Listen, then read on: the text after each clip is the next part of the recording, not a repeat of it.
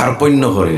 জি, যদি 500 টাকা, আপনাদের এলাকায় যারা রুজি রোজগার করে তাদের পারিশ্রমিক হতো 500 টাকা, আমাদের এখানে 600 টাকা।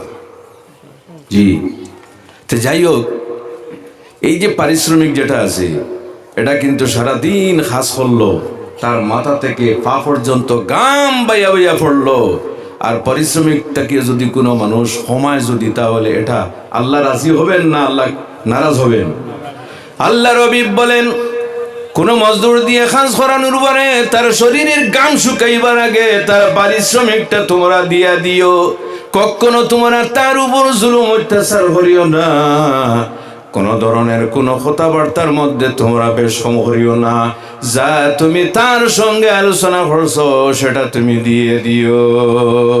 আল্লাহর বান্দার কাছ থেকে পারিশ্রমিক নিল না। কয়েক বছর পরে হঠাৎ একদিন বাড়িতে আসলো।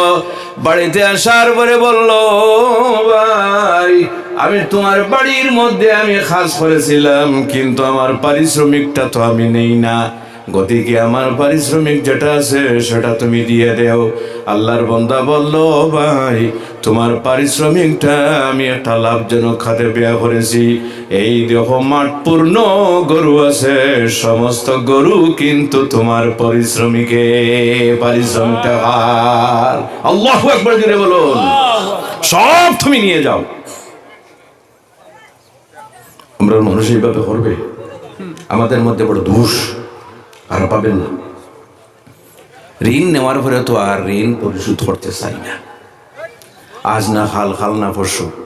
আর যদি কোনোদিন যদি রাস্তায় খুঁজে, তাহলে তার উপায় নাই। আই তোর সাহস আমাকে রাস্তায় খুঁজলে এখানেও, তাহলে ফারস্তে নিজ দিতাম না। আর এইভাবে বলে কিনা?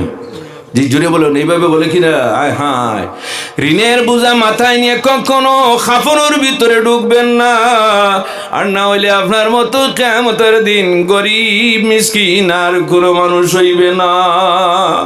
আল্লাহর হাবিব বলেন, আতাদরুনা মানিল মুফলিস, তোমরা জানো কি সবচাইতে গরিব, সবচাইতে মুফলিস কোন ব্যক্তি?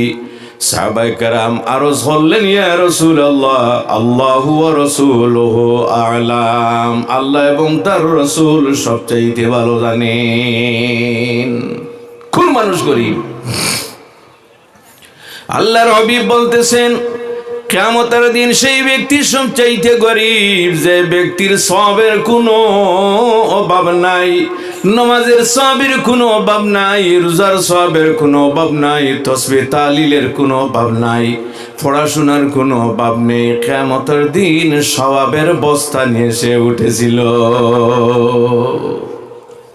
হঠাৎ কিয়ামতের দিন একজন মানুষ বের হয়ে বলতেছে, আল্লাহ, এই যে ব্যক্তি আজকে সওয়াবের পাহাড় তার কাছে, আপনার কাছে আমি নিবেদন করতেছি, এই ব্যক্তি চাকরির নামে 10,000 টাকা নিয়েছিল, কিন্তু আজ পর্যন্ত আমি নিতে পারি নাই, চাকরিও নাই, টাকাও নাই। জি, খারাপ পাইবেন না, কিন্তু এইরকম হয়। আপনারা এটা ব্যক্তিগতভাবে বুঝবেন না। আয় আল্লাহ, টাকা পরিশোধ করা তো দূরের কথা, তার সম্মুখে গিয়া টাকার কথা বলাও সম্ভব ছিল। আয় আল্লাহ, দুনিয়াতে বিচার দেওয়ার জায়গা পাই নাই, আজকে রব্বুল আলামিন আপনার দরবারে বিচার দিলাম। অনেক বিচারি আছে ঘুষ খেয়ে বিচার করে, কিয়ামতের দিন কিন্তু জিনাকার মানুষের খাতারে আল্লাহ দাঁড় করাইবে।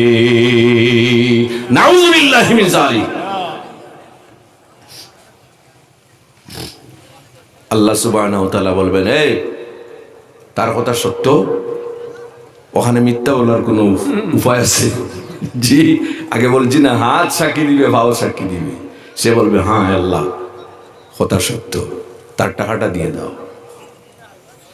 যে আমরা কি খাফনের ভিতরে কোনো টাকার বান্ডিল দিই? কোথার থেকে টাকা দিবে? আল্লাহ সুবহানাহু ওয়া তাআলা বলতেছেন, এই 10,000 টাকা অথবা যত টাকা হোক, সেই পরিমাণে তোমার সওয়াব থেকে আল্লাহর বান্দাকে দিয়ে দাও।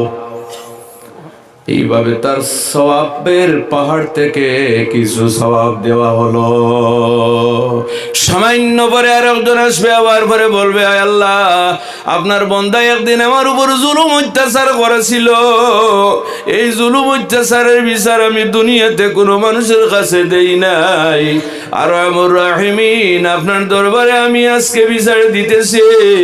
জুলুম অত্যাচার করেছে, আমার নয়নের জল পড়তেছে, সেই সময় আয় আল্লাহ আজকে আপনার দরবারে বিচার দিলাম, জুলুম অত্যাচারের বিচারটা আপনার কাছ থেকে আমি পাইব। আল্লাহ সুবহানাহু ওয়া তাআলা বলেন, এই ঠিক আছে, দুনিয়াতে বাহাদুর ছিলে। হ্যাঁ আল্লাহ, আমি তো বলছি। হ্যাঁ, তাহলে এই যে জুলুম অত্যাচার করেছ, তার বিনিময়ে তাকে খুশ করবো। সে বলবো, আল্লাহ কিভাবে খুশ করবো? যা সওয়াব আছে সব থেকে এর বিনিময়ে তুমি কিছু দিয়ে দাও। দিয়ে দিল আরো কিছু সওয়াব, বাড়েন না কমের? জি, একটু জুড়ে আওয়াজ দেন না, বাড়েন না কমের? তারপরে আরো জন আসবে, আসার পরে বলবে, আয় আল্লাহ, আমি একজন দুর্বল মানুষ ছিলাম, আমার জন্য আইছিল। আয় আল্লাহ, কিন্তু একজন প্রতিবেশী শক্তিশালী মানুষ আমার সীমানা ঠেলাইতে ঠেলাইতে হয়ে তার সীমানায় নিয়ে গেছে। আয় আল্লাহ, দুনিয়াতে দুর্বল থাকার ভয়ে কিন্তু আমি কোনো মানুষের কাছে বিচার দিও কিন্তু ন্যায় বিচার পাই না।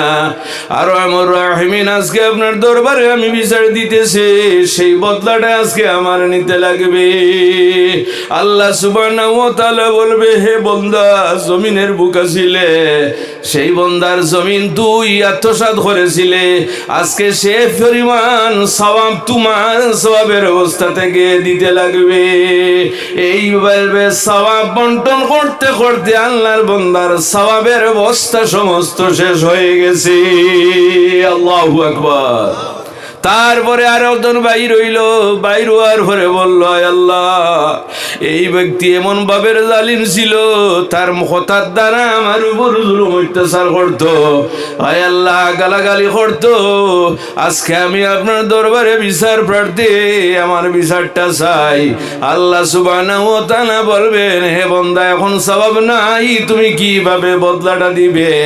আল্লাহ সুবহানাহু ওয়া তাআলা বলেন, এক কাজ করো, ওই ব্যক্তির যে গুনাহ সেই গুনাহটা কিন্তু তোমার কাছে তুমি নিয়ে নাও। নাউযুবিল্লাহি মিন যালিক।